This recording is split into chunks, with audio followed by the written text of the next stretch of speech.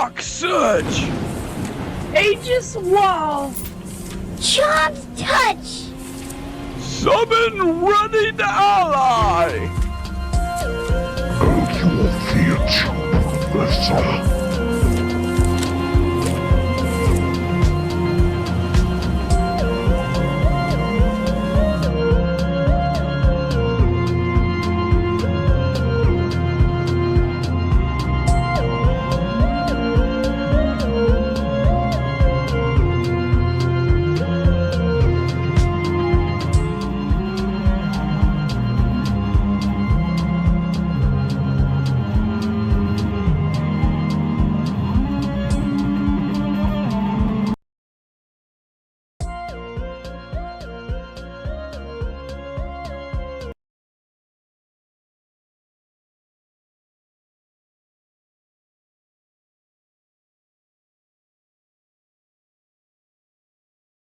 Welcome back in, everyone.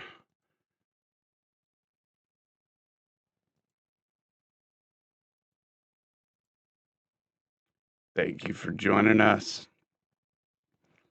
Is everybody ready to learn a little evocation? Gather round, gather round. All right. Ooh. All right, everyone, settle in. Today we are talking about evocation, also known as battle casting. If you remember nothing else from this lesson, remember this. Evocation is not chaos, it is pressure, tempo, and decisive magical force. Now, in Spells and Scepters, magic is divided into categories: ward, charm, binding, divine, hex, and summoning. But evoke is the most direct. It is the language of bolts, beams, burst, and raw arcane projection. Depending on your class type, you'll have a different magical modifier. That magical modifier will be known as your proficiency. When rolling a d20 to target the enemy's AC, you'll add this proficiency bonus. This is attack magic. Evoke is how mage ends fights.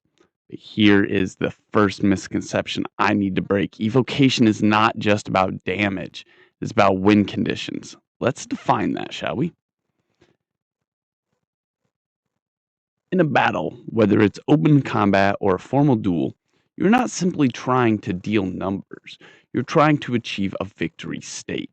In standard combat, victory means reducing the enemy to 0 hit points, breaking morale, controlling the field, or completing the objective. In a duel, victory can mean disarm, forcing your opponent to drop their scepter, ring out, knocking them out of the arena, stun, overwhelming their concentration, or dropping them to 0 HP. Evocation magic directly pressures all of these. A blast wave can cause a ring out.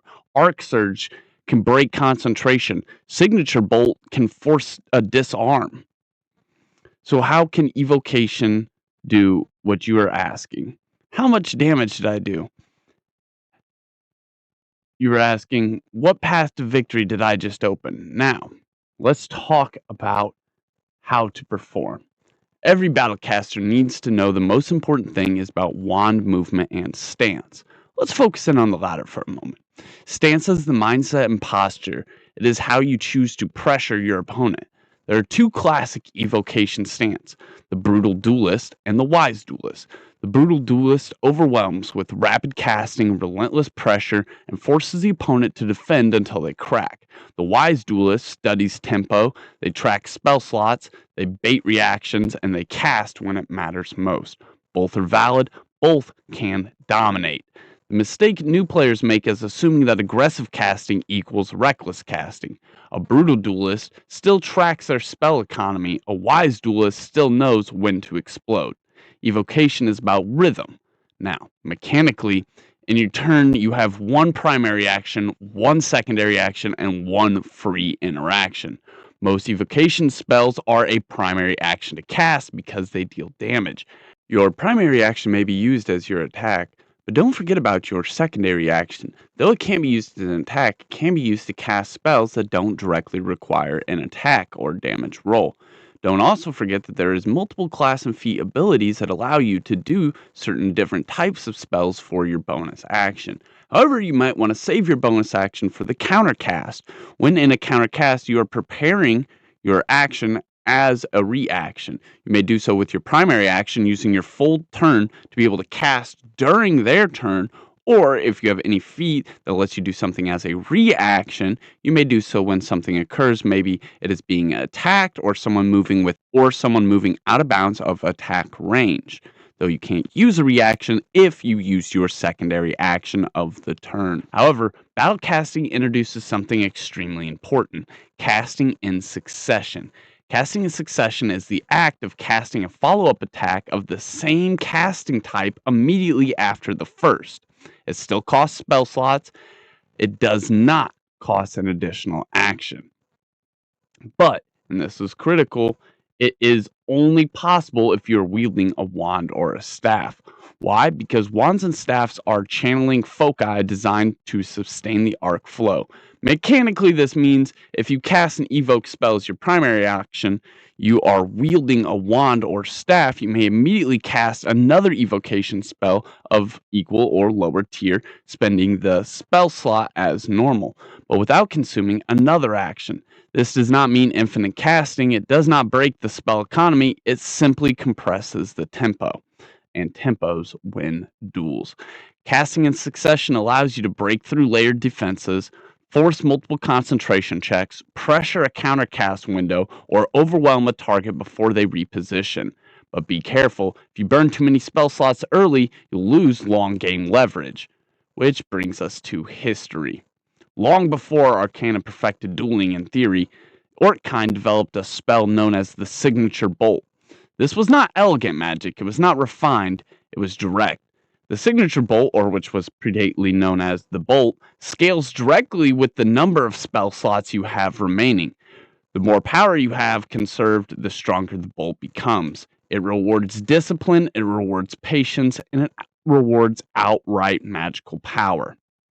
When Arcana wizards first encountered it, they underestimated it until they studied it, refined it, and eventually none other than your own Professor Ergo Embercoil mastered it so completely that it is the most efficient dueling spell in recorded history. Why? Because it scales with restraint. The mage who wastes nothing strikes the hardest, and that is the lesson of, hence, Signature Bolt. Now, let's connect this back to you.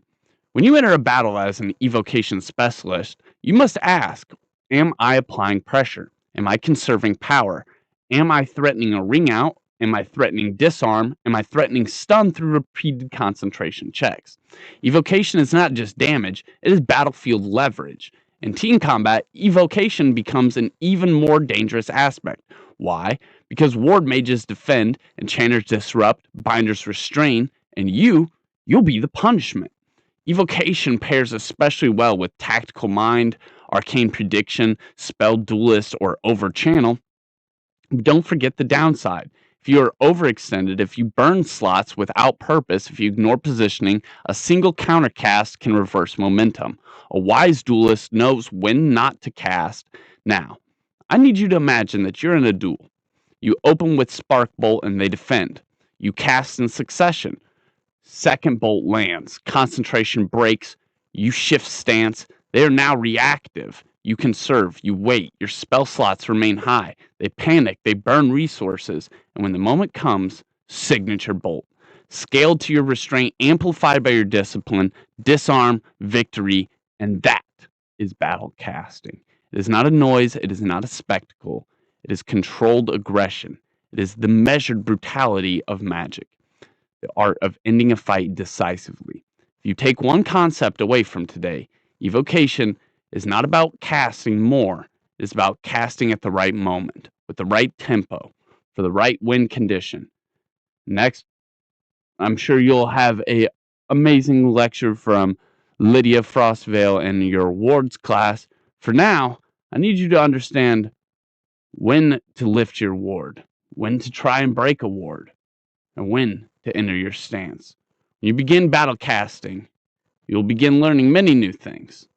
You're not just attacking, you're sharpening the outcome of the entire encounter.